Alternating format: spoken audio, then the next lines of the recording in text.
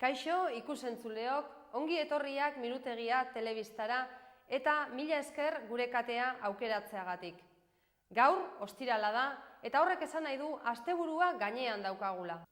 Pentsatu alduzue asteburuan zer egin, nora joan, pentsatu ez baduzue, guk emango dizkizuegu ideia batzuk.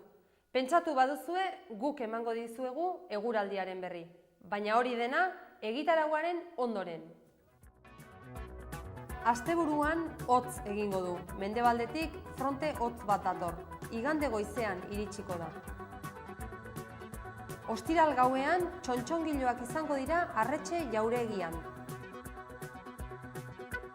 Asteburuan jende ugari joango da mendira, hori osasungarria da, baina artzainak beldur dira. Bidaia epikoa egingo du gure saskibaloi taldeak.